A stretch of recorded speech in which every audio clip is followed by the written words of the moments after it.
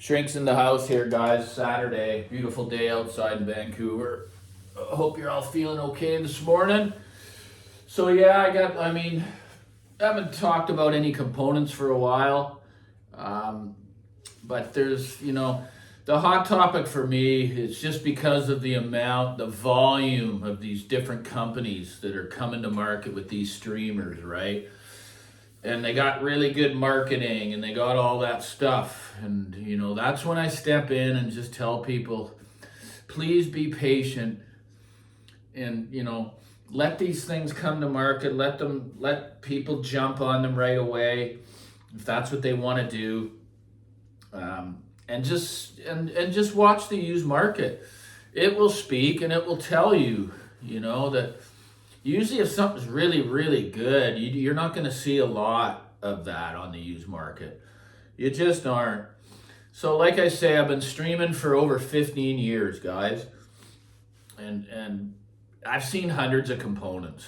And the way I did that, I'm not proud of. It was a major addiction and obsession. But what I took out of that, like I said last video, was the experience that I got from it. And people can say whatever they want to say. I have a ton of experience with components and listening. So, it started out way back, I think, even with the early Sonos products. Then it went to Cambridge, and there was this other little company that was one of the first components that actually allowed you to plug in a hard drive and play files from that. And the first really, I consider a higher end streamer that I got was the N100H, right? And a render is one of the juggernauts of the industry.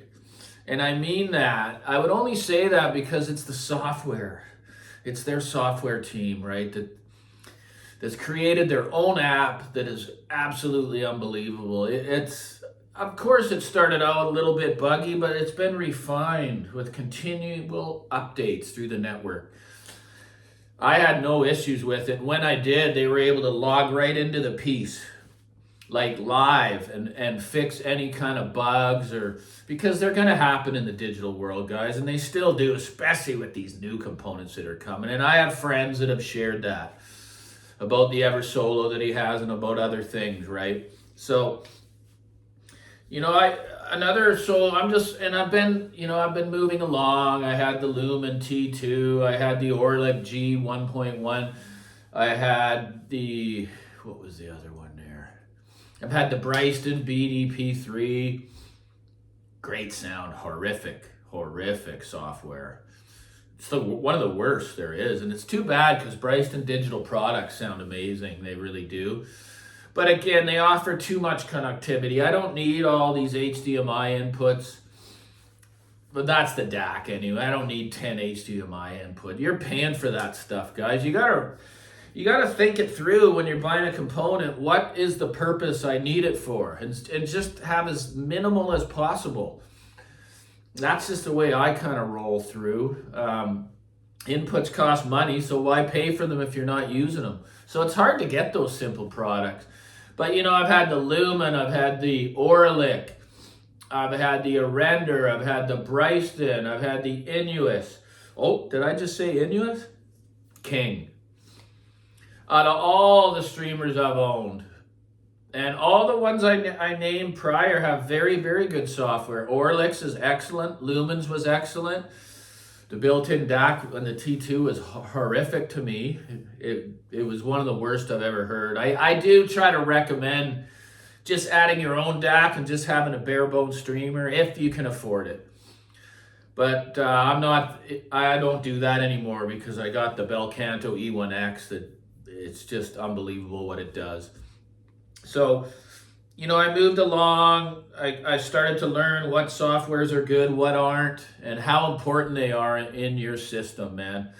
I tell you, they can sound the best you've ever heard, but if they're buggy, they're going to take away that listening experience, that pride of ownership. It's going to start to eat away at you, and you're going to want it gone. At least it's unacceptable in 2024. Don't even bring your product to market if it's got these kind of bugs. Like, why bother? I mean, you're up against juggernauts that have been doing this for almost a couple decades, right? Refining that app. So, you know, I didn't really know that Bel Canto, they're fairly new to streaming. I think they had one streamer, but I'm sitting here with the Stream 2 here. They had one before this.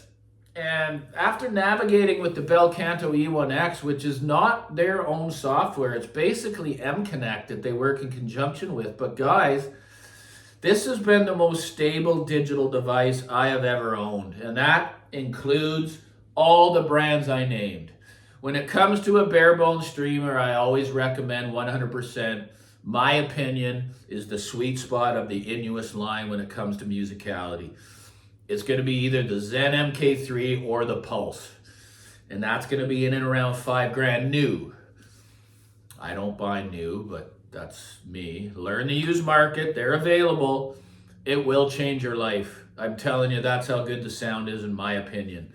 And I've had ones that are double the price. So anyway, I was able to get the Bel Canto Stream 2. Again, I'm a big fan of Bel Canto ever since I became owner of the E1X integrated.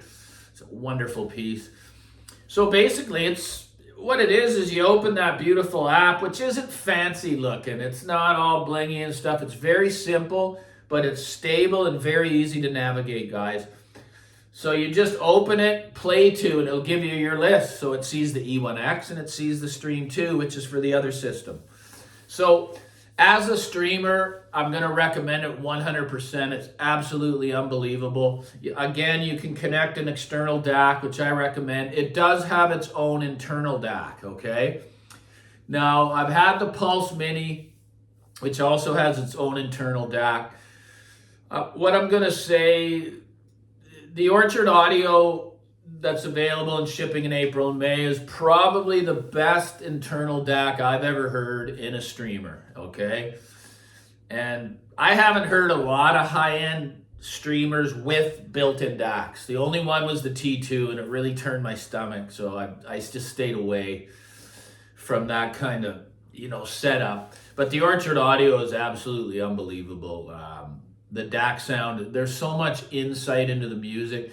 To be honest, the Stream 2 is a very smooth presentation, and it's a little too smooth for my liking. It still sounds really, really good, and the people that like that kind of presentation are much more relaxed, laid back. There's not a lot of insight or forwardness to the presentation that it's going to suit you really well. It sounds really good with everything, all genres, all kinds of music. There's just not as much insight as I like, or sparkle, right, in the top end. And those are the buzzwords that I'm going to come up with for you. There's millions of them. But, yeah, it's just not the sound that I like, right? The Orchard Audio does exceed it. For me, it's one of the best DACs I've heard. It's unbelievable. So, software is not going to... It's not quite there. I didn't like Volumio. The more I started to use it, this is better software. It is. And it's unfortunate because they both got to be superb for me to want to keep an item. So, yeah, I do recommend this piece for someone that wants to spend, under $3,000 new. It's a beautiful small footprint, beautiful build quality. Stable as hell. And that's, guys, it's so important in the digital domain. I can't stress it enough. And these companies that are just coming to market pumping out this stuff, I'm sorry, this takes a long time to refine and get those apps dialed in.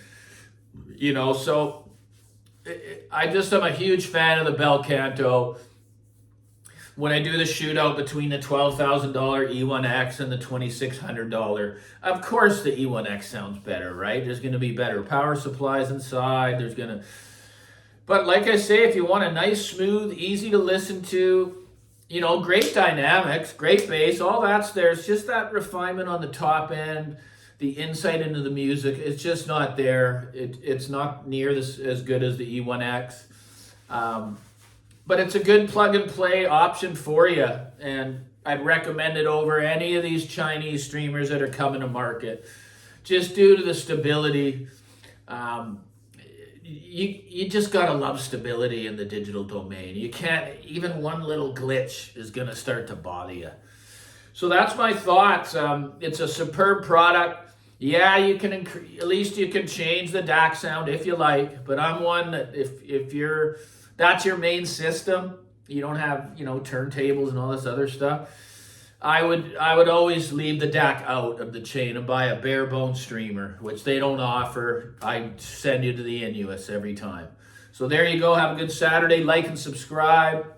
If anyone wants to send a super thanks, right down there by the text bar. Thanks, guys. Shrink loves you.